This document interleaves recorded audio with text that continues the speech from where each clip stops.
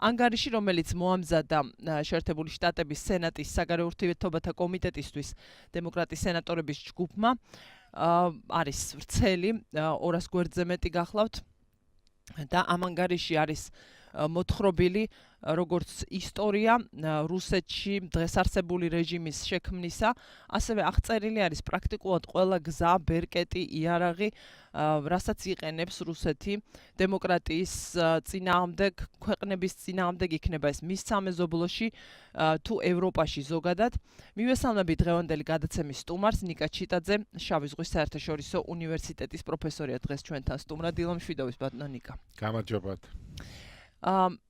საინტერესო ანგარიშია, ბუნებრივია ჩვენ დეტალურად ვერ შევძლებთ ამ ვრცელი ანგარიშის მიმოხილვას, თუმცა მნიშვნელოვანია ვილაპარაკოთ ძირითად აქცენტებზე. ამ ანგარიში არის რამდენიმე ათეული რეკომენდაცია შეერთებული შტატების მთავრობისთვის.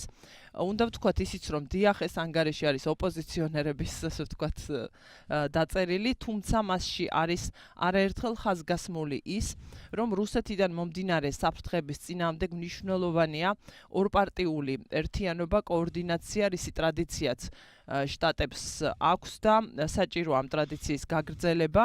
არის გაკრიტიკებული როგორც, ასე ვთქვათ, არა მხოლოდ დემოკრატია, არამედ რესპუბლიკელი პრეზიდენტიც, ის ნაბიჯები, რომლებიც ანგარიშის ავტორებმა ჩათვალეს სუსტ ნაბიჯებად რუსეთის აგრესიის საპასუხოდ, იქნებოდა ეს აგრესია პირდაპირი ომი, ასე ვთქვათ, პირდაპირ შეერაღებული აგრესია, მათ შორის საქართველოს წინააღმდეგ, თუ ეს იქნება სხვა ბერკეტები, როგორიც არის კიბერთავდასხმები და სხვა გზა, მაგალითად დაფინანსება და ხელშეწყობა კონკრეტული არასამთავრობო ორგანიზაციების, მედია საშუალებების და ასე შემდეგ, იმისთვის რომ მოხდეს დეზინფორმაციის გამოყენებით, იმისთვის რომ მოხდეს გარკვეული ფასეულობების მიმართ ადამიანების განწყობების შეცვლა.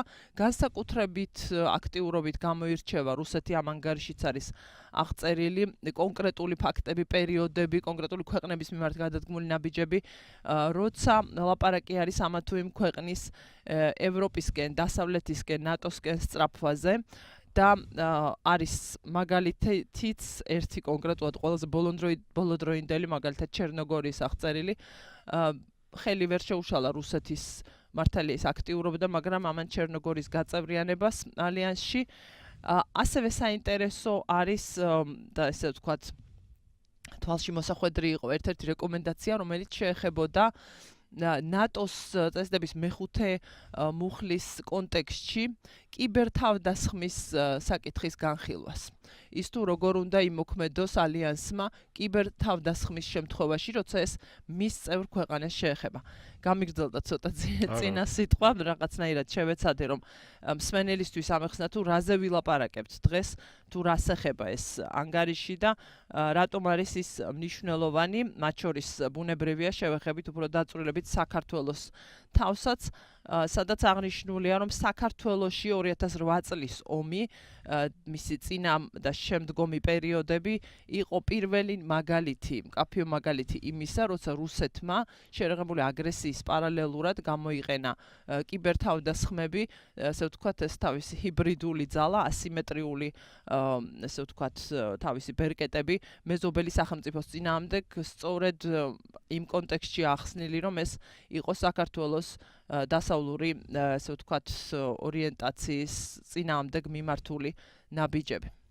და უნდა, ასე ვთქვათ, დაგითმოთ ახლა დრო თქვენ, რა სიტყვით ამ ანგარიშზე და რა პერსპექტივა აქვს თქვენი აზრით ამ ძალიან დაწვრილებით დეტალურად აღწერილ საფრთხების აღწერას, რამდენად შეიძლება ეს იყოს ქმედითი უკვე შეერთებული შტატების პოლიტიკის განხორციელების კვალობაზე. მოგესალმებით კიდევ ერთხელ. გილოცავთ ყველა გამრილ დღესასწაულს, გილოცავ პირადად თქვენ, ჩვენს დიდი მადლობა. სპენდელს ვილოცავ, ბუნებრივია. ესე იგი, მოგახსენებთ, რა თქმა უნდა, ძალიან მნიშვნელოვანია, რომ ამერიკის შეერთებული შტატების ზედა პალატამ, კერძოდ სენატის საგარეო ურთიერთობათა კომიტეტმა მიიღო მნიშვნელოვანი დოკუმენტი. თქვენ ბრძანეთ, რომ საკმაოდ ასე ვთქვათ მოცულობითი ხასიათის დოკუმენტი გახლავთ, დაახლოებით 200 გვერდიანი ანგარიში. და რა თქმა უნდა აუცილებელია, ესე იგი კონკრეტული რეკომენდაციის საფუძველზე კონკრეტული, ესე იგი, მექმედების განხორციელება, ხო, ანუ პრაქტიკაში გატარება კონკრეტული, თქვათ, ესე იგი, დოკუმენტში აღწერილი ძირითადი პრინციპების, ხო, ამ შემთხვევაში, რა თქმა უნდა, შესაძლებელი იქნება, რომ რუსეთის იმპერიალისტური ამბიციები გარკვეულწილად იქნეს, ასე ვთქვათ, დაცხრომილი, იმიტომ რომ ჩვენ ვიცით, რომ პრინციპში დასავლეთმა სამწუხაროდ მიუხედავად იმისა, რა თქმა უნდა, ჩვენ ვადასტურებთ ჩვენს პატივისცემას, როგორც საქართველოს რიგით მოქალაქეები ვადასტურებთ პატივისცემას დასავლეთის მიმართ, დასავლური ღირებულებების მიმართ, დასავლური ინსტიტუტების მიმართ და ბუნებრივია, რომ აუცილებელია, რომ საქართველო მაქსიმალურად დაუახლოვდეს დასავლეთის დემოკრატიულ სამყაროს, თუმცა რიგი შეცდომები იქნა დაშვებული დასავლეთის მხრიდან, მე გულისხმობ არა მხოლოდ ამერიკის შეერთებული შტატებსა, მთლიანად დასავლეთს, იმიტომ რომ მათ გარკვეულწილად ვთქვათ, ვერ მიიღეს ან არ მიიღეს შესაბამისი ზომები რუსეთის, ასე ვთქვათ, იმპერიალისტური ამბიციების ჩასაცხრომად თავის დროზე, ხო? თავის დროზე, ვთქვათ, რუსეთს მისცეს საშუალება, რომ რუსეთი ყოფილიყო გაწევრიანებული, ვთქვათ, დიდრუიანში, მიუხედავად იმისა, რომ ვთქვათ, რუსეთმა ჩეჩნეთში მოაწყო გენოციდი, ჩეჩნეთის პირველ ომს გულისხმობ, ვთქვათ, რუსეთი გაწევრიანებული იქნა ევროპის საბჭოში, შემდგომში რუსეთს მისცეს საშუალება ჩაეტარებინა ოლიმპიადა, ვთქვათ, 2018 წელს მიმდინარე წელს ფეხბურთში მსოფლიო ჩემპიონატი ტარდება, მოგესწრებათ, ეს არა მხოლოდ სპორტი, ეს არის პოლიტიკა. როგორ შეიძლებოდა თქვათ, რომ FIFA-ს მაგათაც რუსეთისთვის მიეცა საშუალება, რომ მას ჩაეტარებინა ფეხბურთში მსოფლიო ჩემპიონატი და ეს გადაწყვეტილება მიიღებული იქნა მას შემდეგ, რაც რუსეთმა აგრესია განახორციელა საქართველოს წინააღმდეგ და გადაწყვეტილება 2010 წელს იქნა მიღებული. ანუ, ესე იგი, იგივე რაც შეეხება ამერიკის შეერთებულ შტატებს, თქვენ ბრძანეთ, რომ გაკრიტიკებული იყვნენ, ხო, თქვათ, როგორც წინა, ასევე დღევანდელი პრეზიდენტი შეერთებული შტატების, ხო, ჩემი აზრით გარკვეულწილად, თქვათ, ამერიკა, იგივე ობამას ადმინისტრაციის პირობებში არარეალისტურად და საკმაოდ, ასე ვთქვათ, იდეალისტურად, მაგრამ პოლიტიკაში არ შეიძლება, თქვათ, მით უმეტეს, როდესაც რუსეთთან გვაქვს საქმე, აგრესულ სახელმწიფოსთან გვაქვს საქმე, ავტორიტარულ რეჟიმთან გვაქვს საქმე, რაღაც ისეთი, თქვათ, იდეალისტური მიდგომებით, ესე იგი, ქმედება და ჩვენ ვიცით, რომ მას შემდეგ რუსეთმა განახორციელა საქართველოს წინააღმდეგ აგრესია, მეორე წელს, თქვათ, გადატვირთვის პოლიტიკა შესთავაზა აშშ-ის სახალმა ადმინისტრაციამ რუსეთს. ამიტომაც და შემდგომში, თქვათ, მოხდა ადგილი ჰქონდა ყირიმის ანექსიას, რის შესახებაც. მოდით ცოტა ვიდრე წინ წახვიდოდეთ ყირიმის ანექსიისკენ. იქ წინა პრეზიდენტი და იმის წინა პრეზიდენტზეც არის ნათქვამი, რადგან საქართველოს შეხეთ, ასე ვთქვათ, უკვე საქართველოს ნაწილს. იქ აღნიშნულია, რომ 2008 წლის ხანმოკლე ომის შემდეგ, ასე არის ნახსენები, აგვისტოს ომი, ეს დაემთხვა შეერთებულ შტატებში ხელისუფლების ცვლილებას და ობამას ადმინისტრაციამ და ბუშის ადმინისტრაციამ, ვინაიდან ეს უკვე ასრულებდა თავის მანდატს, უარი თქვა სანქციების დაწესებაზე რუსეთის წინააღმდეგ. ესეც არის ჩათვლილი სუსტ პოზიციად. რა თქმა უნდა, უარი თქვა სანქციების შემოღებაზე რუსეთის წინააღმდეგ, კი ბატონო. ჩვენ გვახსოვს, ეს შესაძლებელია საქართველოში სუბიექტურად აღიქმებოდა დასავლეთის რაღაც ნაბიჯები, მაშინ ასეც გვეფიქრა, რომ აი სუბიექტურია საქართველოში საზოგადოება, მეტი სურს უფრო მკაცრი ნაბიჯები, მაგრამ აი ეს არის შესაძლებელი ყველაზე ადეკვატური, თუმცა აგერ ვხედავთ, რომ ეს ეჭვები და კითხვები შეერთებულ შტატებშიც არის დასმული, გაჩენილი და დანახული, რომ მაშინ საქართველოს მიმართ პირდაპირ აგრესიის დროს შეერთებული შტატების, მათ შორის შეერთებული შტატების რეაქცია არ იყო ადეკვატური. დიახ, აბსოლუტურად გეთანხმებით. მით უმეტეს, როდესაც თქვათ, იქ ამერიკის შეერთებულმა შტატებმა, თქვათ, აღიარა კოსოვოს დამოუკიდებლობა, გვახსოვს ჩვენ კარგად და განაცხადა ამერიკის ადმინისტრაციამ, ბუშის ადმინისტრაციის პირობებში, თქვათ, განაცხადეს, რომ კოსოვოს მაგალითი ეს ვერ გამოდგება პრეცედენტად, თუმცა რუსეთმა როგორც პრეცედენტი გამოიყენა და გამოდი, როდესაც დასავლეთმა ცნო, თქვათ, კოსოვოს ჯერ კოსოვოს წააქეზა, რომ თქვათ, გახსოვთ, ხო, ეხლა ძალიან შორს შეიძლება წავიდეთ და ბოდიშის მოხდეთ, მაინც მოგახსენეთ, რომ იყო, ხო, თქვათ, გაეროს წარმომადგენლის, ფიდელის ყოფილი პრეზიდენტის მარტი ახტისაარის გეგმა, რომ თქვათ, კოსოვოს გვინჭებოდა დამოუკიდებლობა.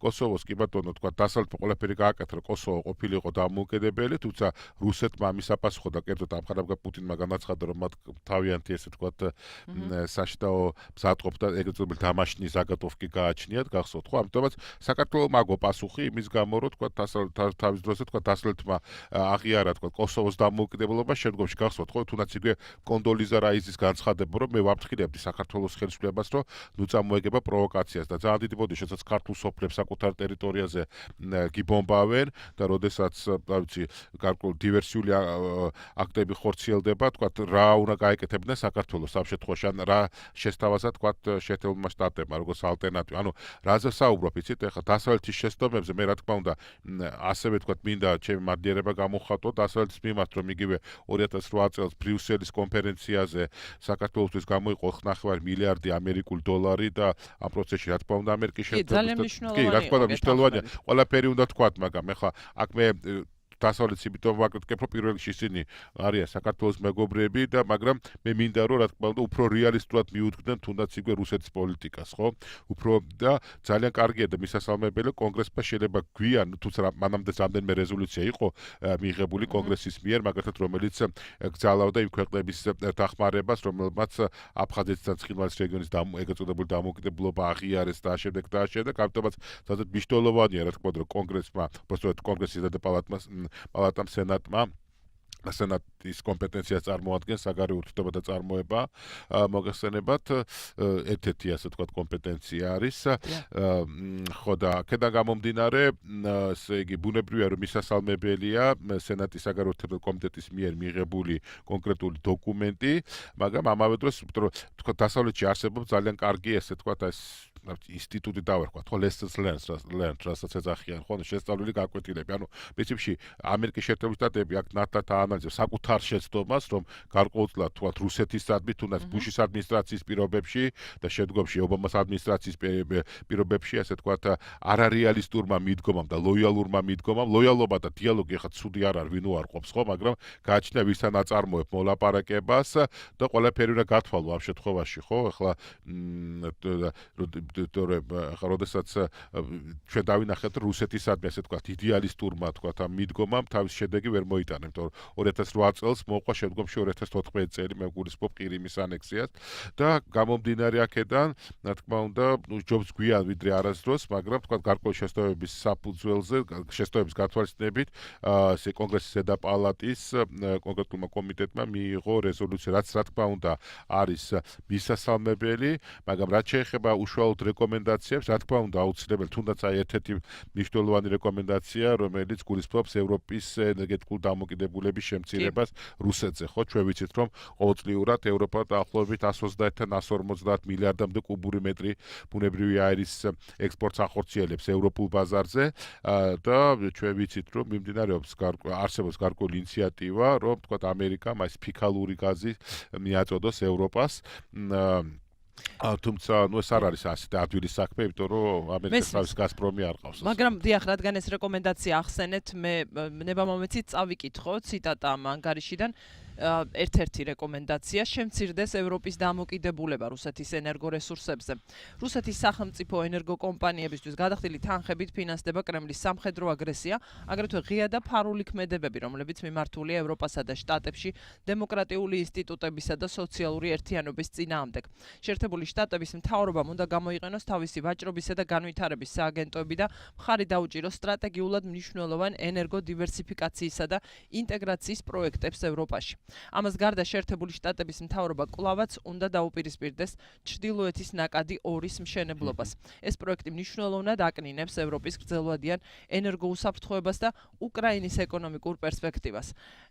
უკრაინა, თქვენ ახსენეთ ყირიმის საკითხი, უკრაინის კონტექსტში მნიშვნელოვანია ის, რომ შტატები უნდა ვთქვა, რომ ძალიან თვითკრიტიკულია ეს ანგარიში, შეიძლება ვერავინ აჯობოს კრიტიკაში შტატების მთავრობის ამ ანგარიშის ავტორებს. უნდა ითქვას, რომ უკრაინის კონტექსტში თუ საქართველოს შემთხვევაში სანქციების საერთოდ დაუწესებლობაზე ლაპარაკი, უკრაინის კონტექსტში ლაპარაკი იმაზე, რომ სანქციები, რომლებიც დაუწესდა მათ შორის ყირიმის ანექსიისთვის, პირველ რიგში ყირიმის ანექსიისთვის, რუსეთს არ აღმოჩნდა საკმარისი. ვერ იმუშავა ამ სანქციებმა, როგორც იტყვიან, რუსეთმა მოინელა ეს სანქციები და გააგრძელა თავისი მოქმედებები. საინტერესო კიდევ არის ეს ანგარიში, რადგან მასში შეიძლება ბევრი სიახლე არ იყოს, არ ვიცი, პოლიტოლოგისთვის ან ექსპერტისთვის, მაგრამ მისი სტრუქტურა და როგორც არის თავმოყრილი ინფორმაცია, რას იყენებს რუსეთი განვითარებადი დემოკრატიების წინააღმდეგ და რას იყენებს ის განვითარებული დემოკრატიული ქვეყნების, ნატოს წევრი ქვეყნების წინააღმდეგ. შესაძლებელია იყოს მსგავსი ეს ბერკეტები, თუმცა ის ნახულობს ყველა შემთხვევაში, თითოეულ შემთხვევაში სუსტ ადგილს. იქნება ეს ეკონომიკა, ვთქვათ, იქნება ეს სოციალური ქსელები, იქნება ეს არჩევნების პერიოდი. ნებისმიერ ქვეყანაში ეს არ ეხება მხოლოდ საქართველოს და ერთ პატარა ქვეყანას, რომელიც განვითარების გზაზე დგას. და აი სწორედ ეს აქცენტი, როცა ლაპარაკია იმაზე, რომ სანქციები უნდა იყოს მზარდი, სანქციები უნდა იცვლებოდეს იმის შესაბამისად, თუ რა ქმედებებს განახორციელებს რუსეთი ევროპასა და ევრაზიაში, მის სამეზობლოში იქნება ეს როგორც პერიფერიებს ასე უწოდებენ, თუ ნატოს წევრ ქვეყნებში.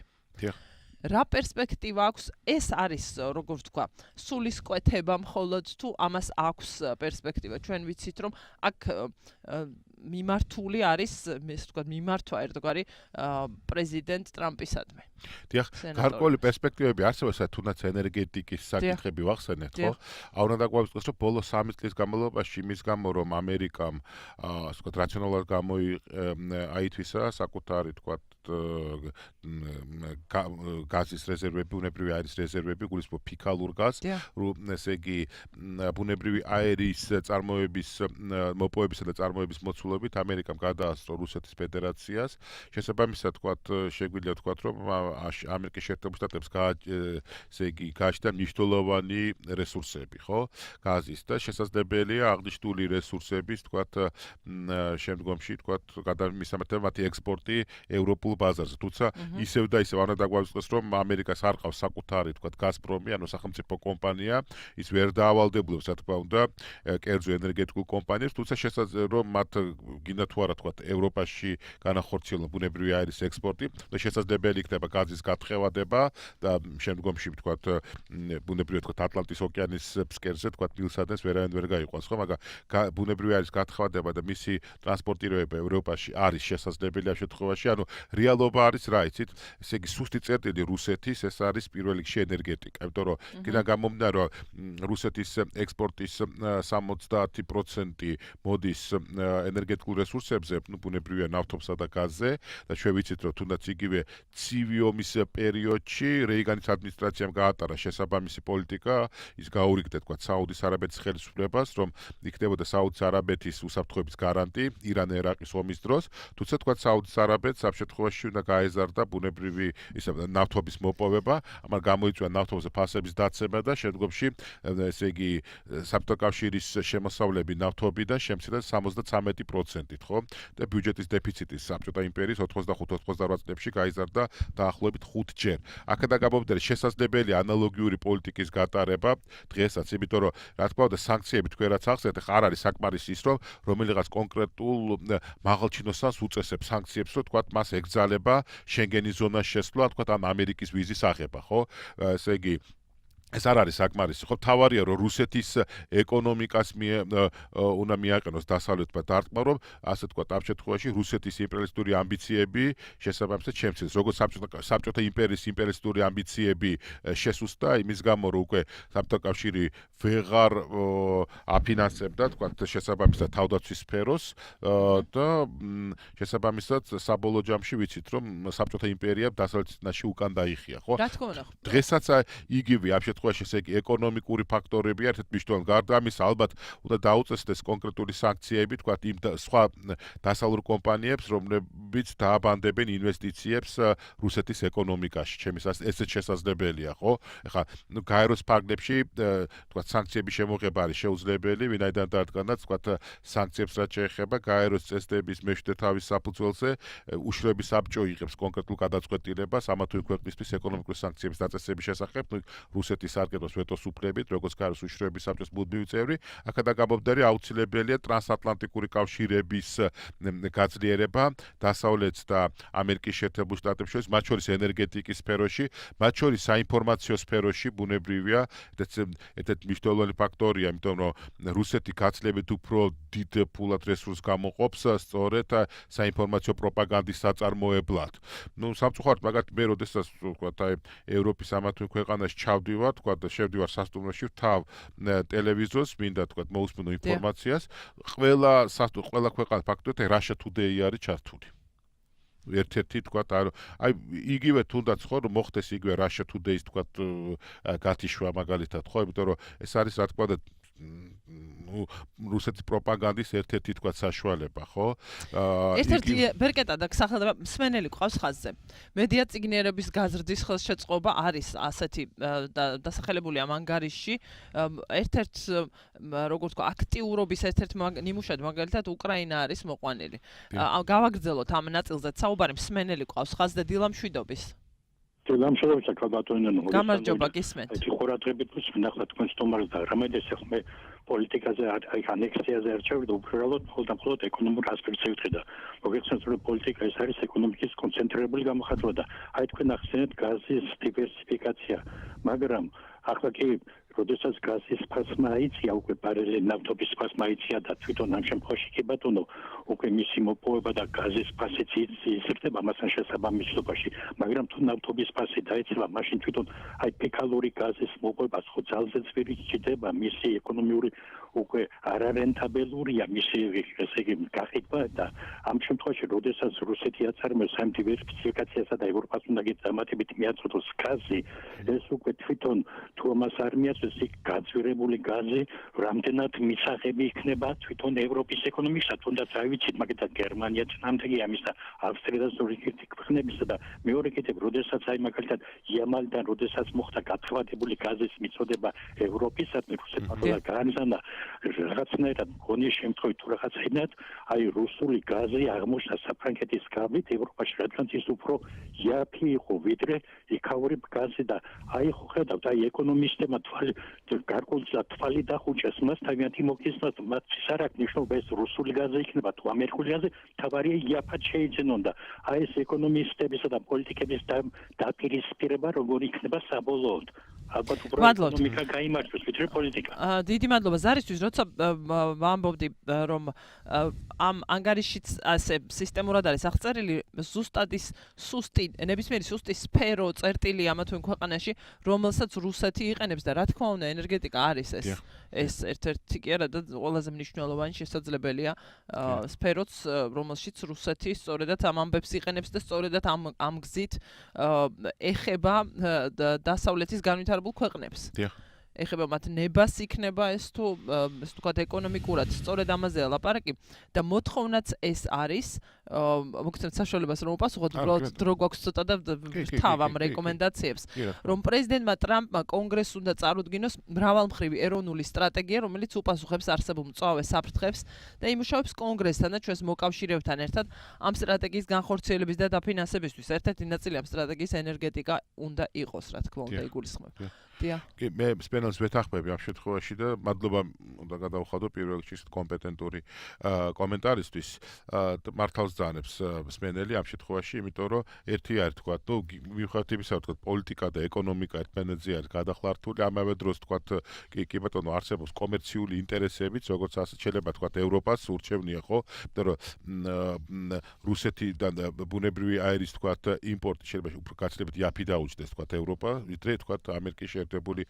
შტატებიდან, ხო, თუმცა თქვათ რუსეთი სხვადასხვა ფასს უწესებს ევროპის სხვადასხვა ქვეყნებს, ხო, მათი პოლიტიკური ორიენტაციიდან გამომდინარე, მაგრამ საქმეც იმაშია, რომ ამ შემთხვევაში თქვენ დაფინანსება ახსენეთ, შესაძლებელია, ავიც გარკვეულწილად იგივე ამერიკის შეერთებულმა შტატებმა, რომლის თქვათ მთლიანი შტატ პროდუქტი აღემატება 17 ტრილიონ ამერიკულ დოლარს, მოახდინოს გარკვეულწილად კომპენსირება, თქვათ ან გარკვეულწილად ამ შემთხვევაში პოლიტიკური მიზნებიდან გამომდინარე, თუნდაც თქვათ აწარმოოს მოლაპარაკება ამერიკულ ენერგეტიკულ კომპანიებთან, რათა მათ ესე იგი თქვათ შეძლონ და მიიღონ გარკვეული კომპენსაცია იმისა, რომ თქვათ ისინი ევროპაში განახორციელებენ ბუნებრივი აირის ექსპორტს. ნუ გარდა ამისა, ჩვენ ვიცით, რომ თვითონ ევროპაც ნაწილობრივ მუშაობს იმ საკითხზე, რომ რუსეთს ბუნებრივი აირზე დამოკიდებულება შემცირდეს, კერძოდ ევროკავშირის ენერგეტიკულ სტრატეგიაში, მაგალითად, ესე იგი გაწერილია, რომ 2020 წლისთვის ევროკავშირის თბურ ენერგეტიკულ ბალანსში ენერგიის ალტერნატიულ წყაროებზე უნდა მოდიოდეს დაახლოებით 20%. თბური ენერგეტიკული ბალანსის დაახლოებით 20%. ხო, თუმცა ეს არ არის თქვათ ისეთი ადვილი საქმე, თუმცა ამ შემთხვევაში ბუნებრივია რუსეთის ერთ-ერთი სუსტი სფერო, რა თქმა უნდა, ეს არის ენერგეტიკა და ამიტომაც დასავლეთმა აღნიშნული მიმართულებით უნდა იმუშაოს და არა მარტო. მე ესე მგონია, რომ იგივე რაც შეეხება შეერთებულ შტატებს აუცილებელია, რომ გაძლიერდეს ამერიკული სამხედრო ყოფნა, ესე იგი რუსეთის ტერიტორიის გარშემო.